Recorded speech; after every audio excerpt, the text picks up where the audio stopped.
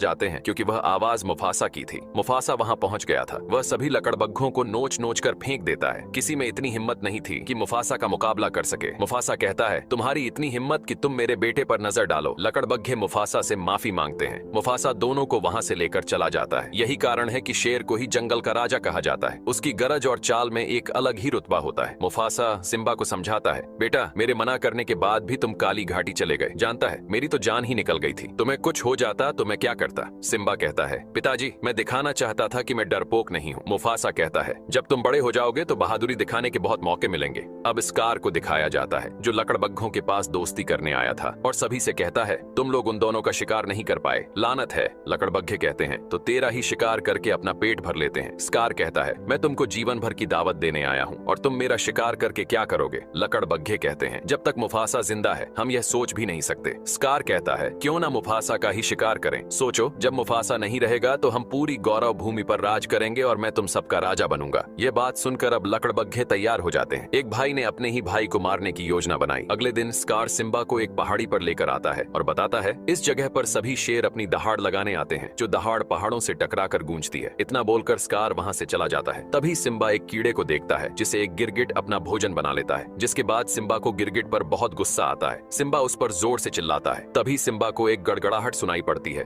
और उसने देखा पहाड़ के ऊपर से जंगल भैंसों का झुंड तेजी से नीचे आ रहा था। सिम्बा यह देखकर घबरा गया और भागने लगा। ये भगदड़ लकड़बग्घों ने करवाई थी। एक दिन अपने ही दूसरों के साथ मिलकर अपना ही गला घोंट देते हैं, जिनकी बुद्धि में लालच घुस जाती है। सिम्बा एक सूखे पेड़ को पकड़कर बैठा था। स्कार भागता हुआ मुफासा के पास आता है और बताता है, सिम्बा की जान खतरे में है। इतना सुनते ही मुफासा दौड़ पड़ता है अपने बेटे की तरफ। सिम्बा के पास वही पक्षी आता है और कहता है, कसकर पकड़े रहना, महाराज आ रहे हैं। मुफासा वहां पहुंच चुका था। वह चट्टान से नीचे भगदड़ में कूद जाता है। यह था एक पिता का अपने बेटे से प्रेम। सिम्बा अपने पिता को देख लेता है। मुफासा सिम्बा के पास आ गया था, लेकिन भगदड़ से पेड़ टूट जाता है। दोनों भीड़ में गिर जाते हैं और स्कार ऊपर से तमाशा देख रहा था। मुफासा अपने बेटे को उठाकर एक सुरक्षित जगह पर रख देता है, लेकिन फिर से भगदड़ की चपेट में आ जाता है। सिम्बा घबरा गया था, लेकिन मुफासा बहादुर था। वह चट्टान पर चढ़ने लगता है। एक पिता ने अपना कर्तव्य पूरा किया, सिम्बा की जान को बचा लिया, लेकिन ऊपर उसका दुश्मन लालची भाई खड़ा था। मुफासा अपने भाई से मदद मांगता है। बचपन से और जवानी तक स्कार ने मुफासा की जान कई बार बचाई थी, लेकिन इस बार वह अपने भाई के पंजे को दबाकर धक्का मार देता है। सिम्बा अपने पिता को गिरता देख जोर से चिल्लाता है। कुछ देर बाद सब शांत हो गया। सिम्बा अपने पिता को ढूंढता है, उन्हें आवाज लगाता है। तभी सिम्बा के पिता दिखाई देते हैं। वह अपने पिता के पास जाकर उन्हें जगाता है और कहता है, पिताजी उठो,